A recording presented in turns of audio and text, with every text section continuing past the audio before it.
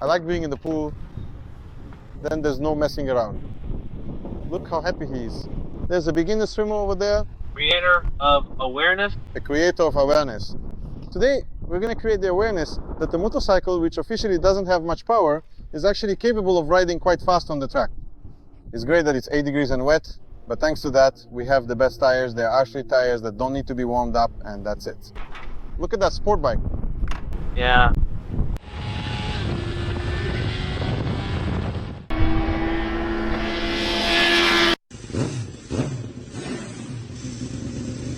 Hi, it's me, Andres. In front of me is a motorcycle that makes me reflect reflections that have been with me for quite some time, and ones that make for a good topic of debate. Do we really need 200 horsepower to ride on the track? Exactly. Do we really need it?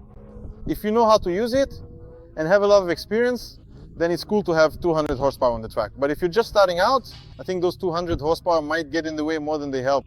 I had a little debate like that with the Steve Prater, whom I met during the Honda CBR 650R test. The guy has won the Isle of Man several times, won the Macau race, a few times the street one, so he really knows about riding motorcycles fast because he's won the fastest motorcycle races in the world.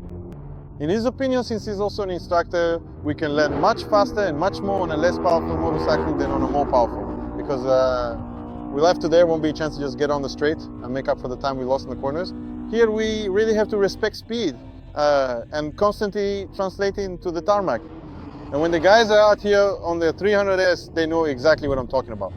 And he assured me that this motorcycle really provides a huge amount of fun on the track and is absolutely sufficient for anyone who wants to learn to ride on closed circuit 7, for those who want to learn to ride fast. And I thought to myself, damn, it's true on the street. This motorcycle doesn't intimidate you with its power. It was just very pleasant. It accelerated very nicely and smoothly. There's even a test somewhere here on YouTube that you can check out, so I won't go into detail about it now. It's a really cool motorcycle. But if the guy says so, then what? I'll go and check it out for myself. That's why I'm here in Poznan at Speed Day. And what I know after today is that the guy was actually right. Because sure, I wasn't blown away by the power, since you'd have to change the gearing a bit. Because honestly, I was barely able to shift into 5th gear on the main straight. I was hitting 200 at a few spots on the track.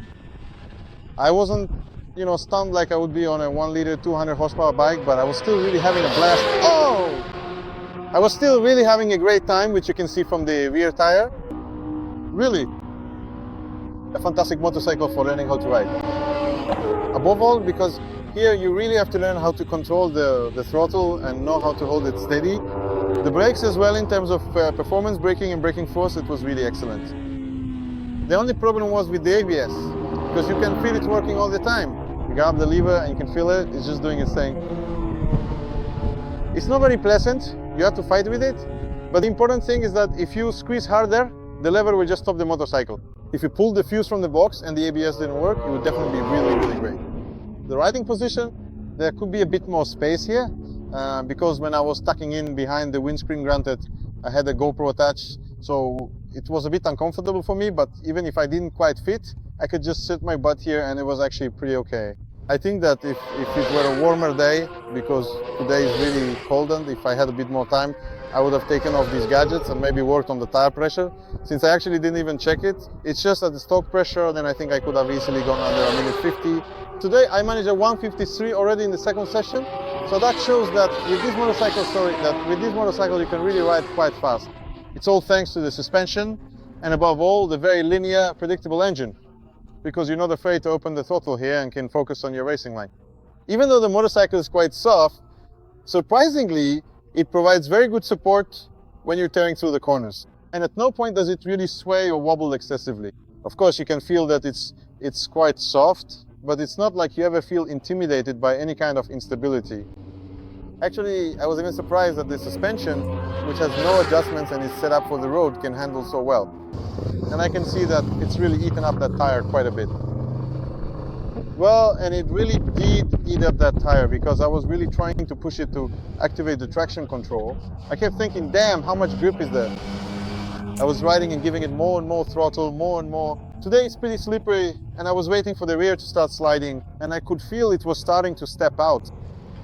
And I was watching that indicator, waiting for the traction control to start blinking, but nothing was happening. And suddenly I really overdid it. And in fact, when the traction control finally kicked in pretty hard, it cut the power. Unfortunately, this isn't a racing or sports traction control, but trust me, this machine generates so much grip, especially on these tires, that honestly, I just turn the traction control off and drive without it. And if you don't have much experience, just leave it on. And if you feel it kicking in, it means you made a mistake, not that the motorcycle is insanely powerful. So, in my opinion, if you're looking for a motorcycle that's going to be fantastic in the city, because I've been riding this machine around Warsaw for the past few days, and honestly, it was really great, mainly because it's comfortable. It's not too slow for the city. It's actually fast enough, maybe even too fast for city riding. It accelerates very smoothly at any RPM. So if you need a very user-friendly motorcycle that you can use both in the city and for longer trips, because it has some wind protection, looks fantastic. And from time to time, you might want to hit a small or big track, then honestly, the CBR 650 will be the companion and fun ride that you'll definitely come to like. I think that's all I can say. I hope that's everything.